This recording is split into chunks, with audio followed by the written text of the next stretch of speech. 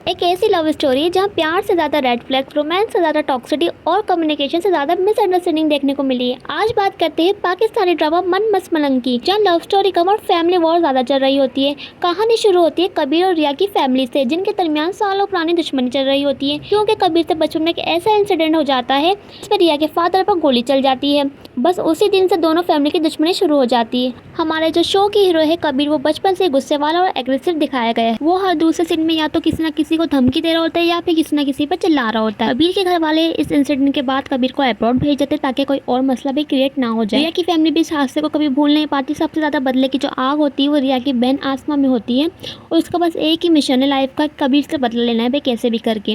रिया की अपनी लाइफ से ज्यादा तो उसकी बहन की रिवेंज स्टोरी चल रही होती है ड्रामे में। फिर 10 साल बाद कबीर वापस आते हैं। कबीर की दोस्त की जो शादी होती है वो रिया की दोस्त से होती है, तो ऑब्वियसली रिया भी आई होती है। वहाँ इन दोनों की पहली मुलाकात होती है। रिया अपनी दोस्त कश्यप के साथ डांस कर रही होती है। बस यहीं से हीरो ने हीरोइन को डांस करते हुए देखा और कबीर पहली नजर में दिल हार बैठता है।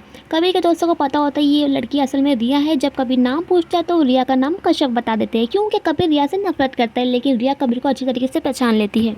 उसके लिए कबीर वही लड़का होता है जिससे बचपन में उसके बाप पर गोली चलाई होती है। कबीर को यहाँ बिल्कुल आइडिया नहीं है कि वो जिस लड़की को पसंद कर रहा है वो उसी फैमिली से है जिसे वो बचपन से नफरत करता आया है।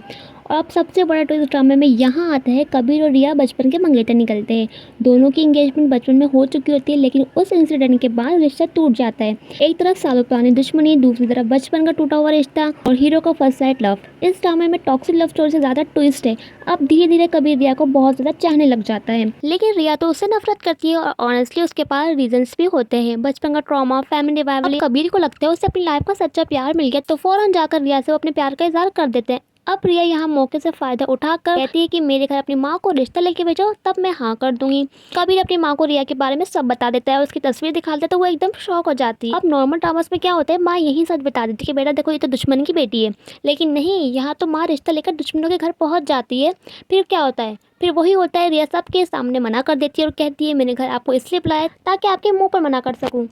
अब ये सुनकर रिया की बहन बहुत ज़्यादा खुश हो जाती है कि उसकी बहन ने कोई जंग जीत ली हो। जैसे तैसे करके कबीर को सब कुछ पता चल जाता है कि कश्यप ही रिया है। उसके बाद बस पूरा ड्रामा इन दोनों के रैंडमली मिलने पर चलने लगता है।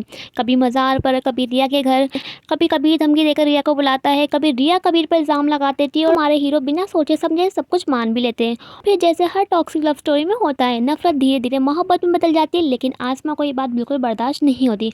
वो रिया के दिमाग पर जहर बढ़ना शुरू कर देती है, कबीर तुमसे बदला ले रहा है। और यहाँ आता है ड्रामे का मास्टर स्ट्रोक। आसमा खुद ही इन दोनों की शादी करवा देती है। मतलब आसमा का रिवेंज प्लान भी ऐसा है कि पहले शादी करवाओ फिर बाद में टुटवाओ।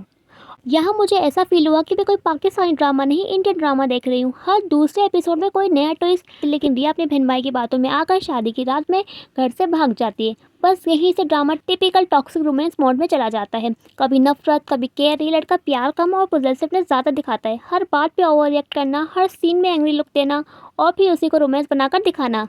राइटर्स शायद इसे हेल्दी रिलेशनशिप समझते हैं। कभी कभी इतना केयरिंग और कभी इतना टॉक्सिक बिहेव करने लगता है। मेरे राइटर से एक सवाल है, हर रेड फ्लैग को इमोशनल बैकग्राउंड दे देने से वो ग्रीन फ्लैग नहीं बन जाता। और फैमिली से भी कमाल करती है। एक एपिसोड में एक दूसरे के जाने दुश्मन बने हुए होते हैं और दूसरे ही एपिसोड में एक दूसरे के साथ चाय पानी पी रहे होते हैं। भाई तुम लोग डिसाइड कर लो कि तुम लोगों को रिवेंज लेना है या फिर रिश्तेदारी निभानी है। बिलीव मी, ये तो सिर्फ शुरुआत थी। आगे इस ड्रामे में इतने ट्विस्ट आने वाले हैं और आगे की स्टोरी तो और भी ज़्यादा मैसी होने वाली है। अगर आपको उसका पार्ट 2 चाहिए तो कमेंट में बताएं और इस वीडियो को ज़्यादा से ज़्यादा शेयर करें।